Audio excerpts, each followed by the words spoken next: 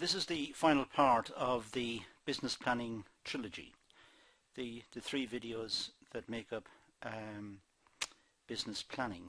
So as with the other two, I'd like you to stop the video when you wish, make some notes, use forward and backwards, and pad out your information from your researches online or other sources if you have any, or indeed the PDFs that we include here in the classes. So I'll start by looking at strategy and e-business. Well, the internet is often seen as the new commercial frontier. This is the new form of business. It's no longer really new. It's been around for a long time, but it's still emerging rapidly and changing rapidly. Every day apparently brings new changes to it. So it's one where there is still a great deal of interest and novelty about it. However, traditional business rules still apply. Commercial logic still applies, even though it's a different format and it doesn't have all of the parts of the business that we would normally associate. For example, perhaps it doesn't have a physical existence, a physical center. It's the internet. But it still is a business, and as a business it has a balance sheet, it has a profit and loss, it has cash flow, and without these techniques it'll probably be short run. The business will be very short run. So e-business, well, in the early days there was a tendency to be over optimistic about the power of the internet, and particularly the commercial power. There were lots of stories in the press about young billionaires. There were new businesses springing up, Microsoft, Facebook, Amazon, eBay, and the people associated with these were becoming billionaires, and it seemed easy. So there was a lot of interest in the internet for that reason. It's as if people forgot about the more mundane business tools that were required, the balance sheet, profit and loss, the cash flow, the break even, and all of the other bits and pieces that are associated with good business practice.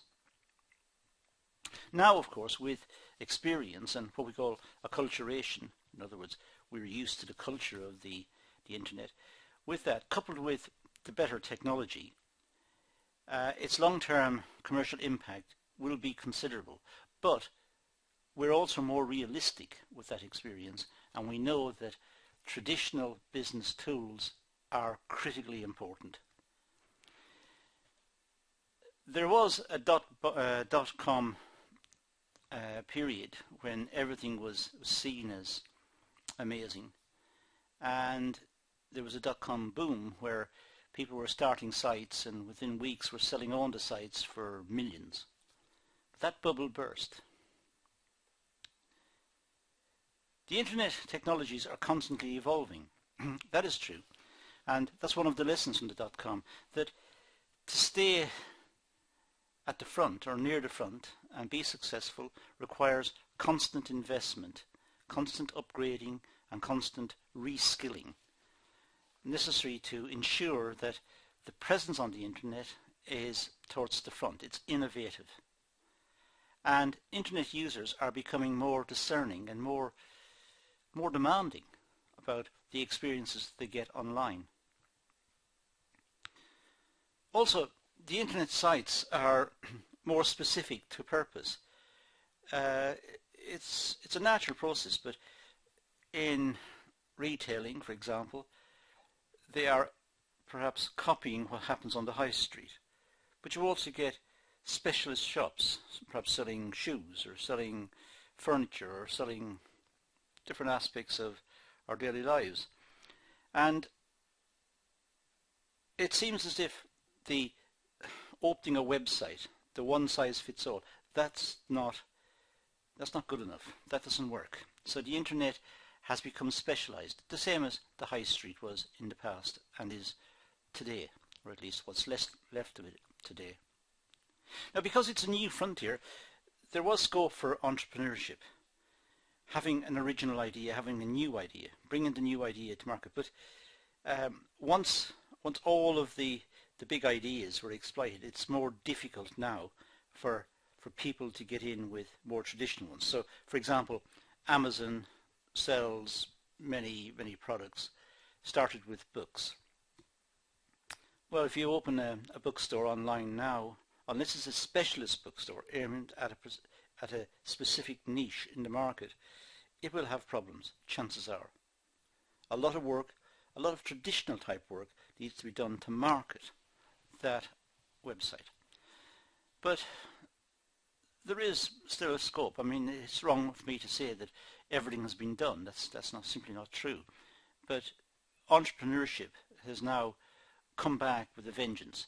To now get a place on the internet is similar to getting a place on the high street in the past. It must be entrepreneurial. It must identify a niche. It must there must be a demand for the product, and it must address that demand. So it's the same as what was around before the internet.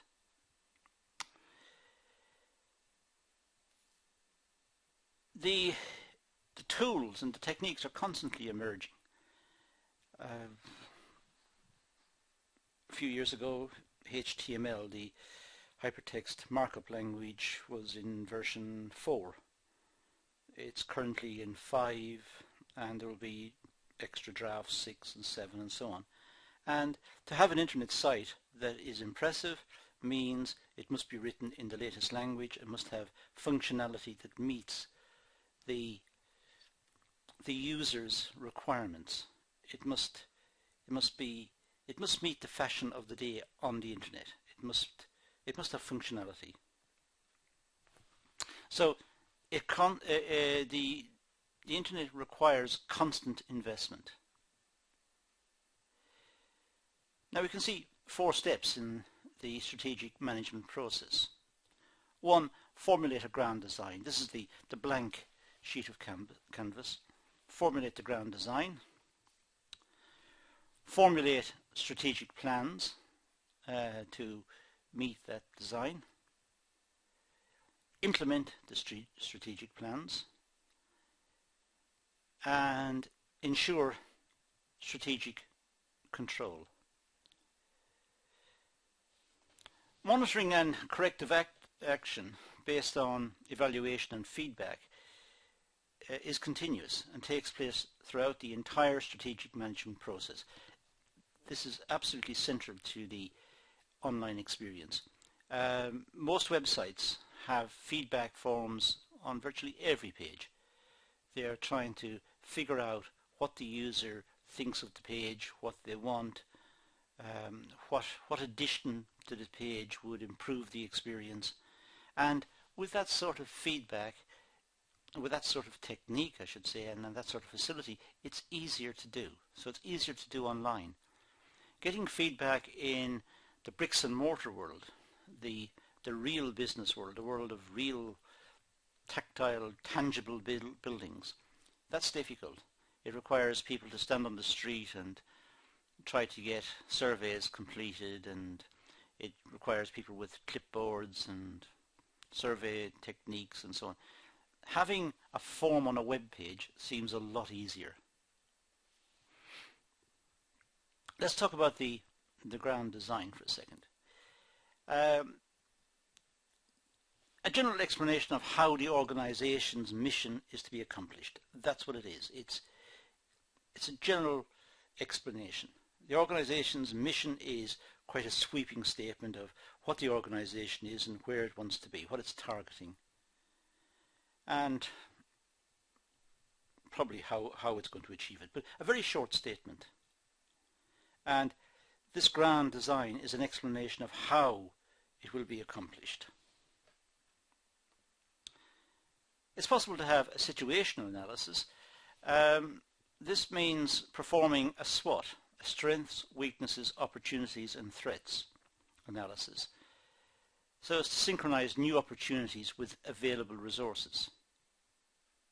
So knowing that there are opportunities is good, but being able to exploit them means that there must be a careful assessment of the strengths of the organization, the weaknesses of the organization, and the threats.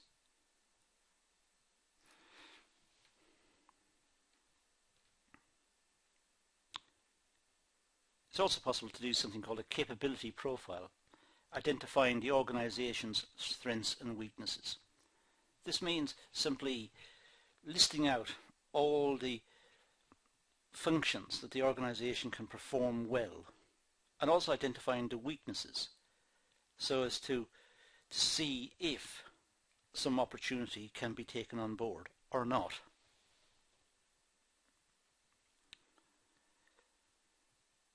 Now, situational analysis. Well, key capabilities for successful companies. These can include a quick response to market trends. If the market is changing and the company doesn't change with the trends, it'll become like a dinosaur. And we all know what happened to the dinosaurs. Although apparently it wasn't their fault. However, quick response to market trends. Well, market trends can change because of many aspects of daily life. It could be a new fashion introduced by some pop star or some fashion magazine, or it could be a new way of living because of some article written in a magazine. Whatever it is, the company must respond to it, and it must be done quickly. There must be rapid product development. It must be capable of tooling up to meet that demand very quickly. There's no point in trying to meet the demand next year, because by next year it'll have changed. So there must be a rapid response to meeting the demand. And not just rapid production, but also delivery. Telling the customer that the product has been designed and developed and it's in production is no good. The customer wants the product. They want the product now. So it must be rapidly produced and delivered. And there must be some commitment to continuous cost reduction. At the early stages, perhaps the production is expensive, not just because of design and because of retooling, but also because of ignorance in the production sense, ignorance of how to do it efficiently. We learn by doing, and through learning by doing, we become more efficient. So there must be a commitment to continuous cost reduction as time goes by. And continuous improvement of processes, human resources and products. So everything within the organization should improve over time because there is more experience.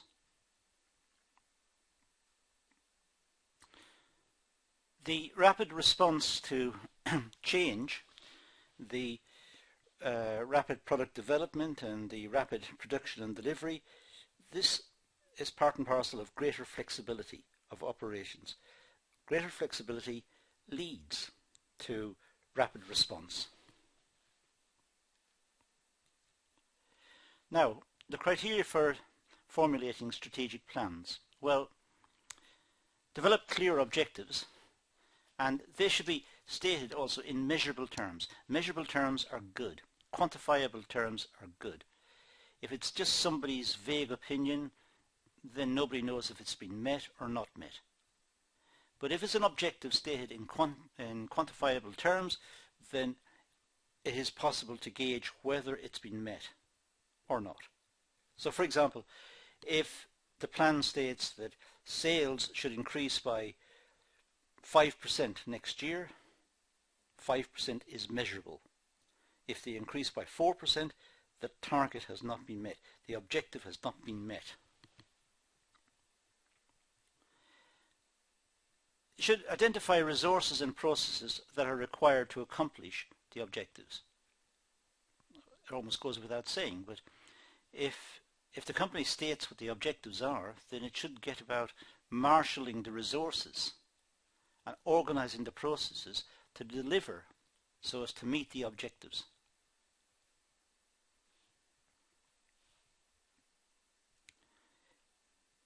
There's a human side. Personnel should be assigned as well, according to their skills and their abilities and their commitment.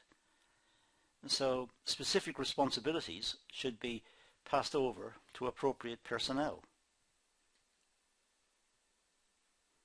And in order to meet the objective within the timescale that's been set, there should be some estimate of how long it takes to complete the various activities, so that the final figure, when the product can be delivered, the timescale from start to finish, that can be estimated more precisely.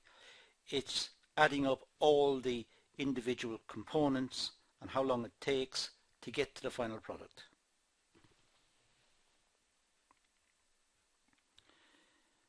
Communications with people up and down the chain is important, and that communication should lead to an action plan. It should show what has been found in the context of the objective to deliver this product by a certain date, the timescales for the various activities, and communicate that clearly so that an action plan can be drawn up and any changes put in place so as to improve efficiency and reduce overall delivery time.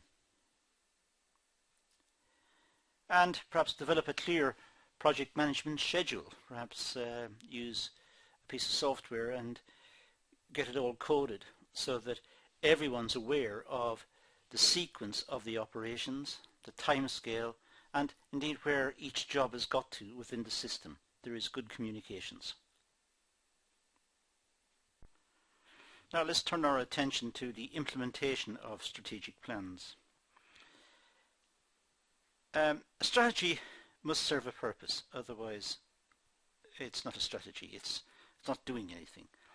So it must have a purpose. Strategies and purpose go together. It must be orientated towards the efficient achievement of objectives of the business.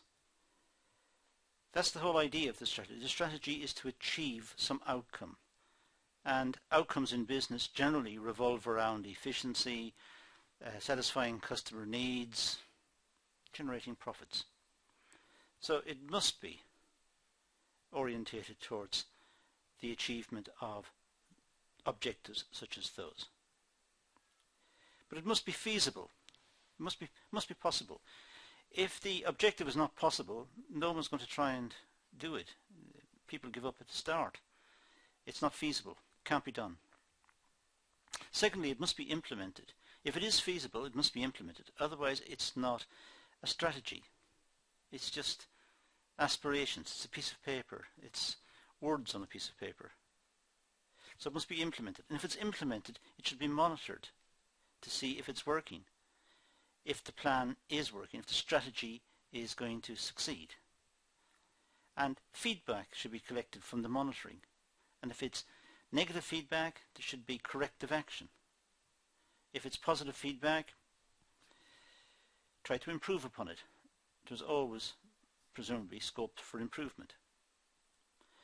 And update the plan in accordance with market trends. The planning process must involve a systematic filtering down process, selling the strategy at all levels of the organization. So it starts perhaps at senior management, but it should filter all the way down. Everyone should be aware of what the plan is or what the strategy is, and that enables some sort of cohesion within the organization. In the expression in English, everyone is singing from the same hymn sheet. Everyone has got the same approach to the business.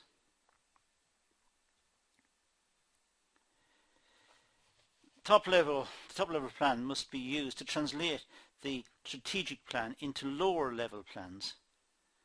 So the lower level plans are all subsets of the top level plan, and they all feed into it. But to do this, it must be a good organizational structure. It must be clear as to who's doing what. And there must be commitment on the part of the people. The people must see the plan and recognize it as a good plan and cooperate in its implementation and delivery. And that means it must fit with the culture of the organization. If the business has been running for many years, they develop their own culture, their own way of doing things. And to ask people to change may be a step too far. So it must fit in with the culture. And there should be some sort of control system. If it fails, there should be some mechanism to put the plan back on the rails and keep it moving. Now, strategic control. Well, a formal control system is needed to keep strategic plans on track. So, set up and test channels for information. Ideally, the plan should be tested in advance, but that's probably too expensive and too time-consuming. But failing that, simulations may be used, of course, and failing that again, consultation. Talk to the people who have experience of producing products and get their opinion as to what's likely to go wrong. A monitoring system is required to oversee the plan's progress. It's also needed to review problems and assess the fit of the strategic assumptions to the environment. Sometimes when drawing up the plan, it may be that those drawing up the plan just have lost touch with the reality of production on the shop floor in some respects, in some parts, or may not have been careful enough in their assessment. So the overall assumptions should be looked at and gauged at that stage. Of course, it may be possible to use computer programs. These are very good at keeping everybody on track and ensuring that there is logical sequence. Microsoft Project is just one. There are many available. A corrective action based on feedback. Well, negative feedback is very important. And if it happens just before there is a catastrophic collapse in the system, that's good, because perhaps the collapse or the breakdown could have been avoided. But the earlier the feedback comes, if it's negative, the better it is. And all negative feedback should be taken seriously and investigated. So negative feedback is particularly useful. Possible corrective actions for negative feedback. Well, the strategic assumptions might need updating, as I said earlier. That's probably one of the easiest ones, providing the mismatch can be spotted and providing it doesn't knock out the rest of the plan. The strategic plans may be reformulated. Perhaps the overall plan was not correct. Perhaps there were issues that needed to be sorted out at the start and had slipped through. And the policies upon which the plans are based, they in fact need changes as well. And perhaps the complete orientation of the business might want to be looked at. Long-term planning may mean that, and certainly in a dynamic economy like we've got, may mean that the business will not be heading in the direction that was anticipated, that the management assumed it would be. It could be that in 5 or 10 years' time the business, if it still existed, will be moving in a totally different direction. And there are many examples of this in the world. Personnel changes, that could be important as well, to make sure that the personnel suit the tasks, the new tasks, incorporated into the plan. And of course, the budgets might have to be modified as well. These are all issues that need to be looked at. Okay, that completes this rather long class on business planning and the framework for business planning. As I said many times, stop the videos, make notes, rewind, wind forward, wind backwards, research online, look at the PDFs, find any text you can, update your information and make a coherent set of notes out of what we've done in these 3 classes. In the meantime, thank you for watching.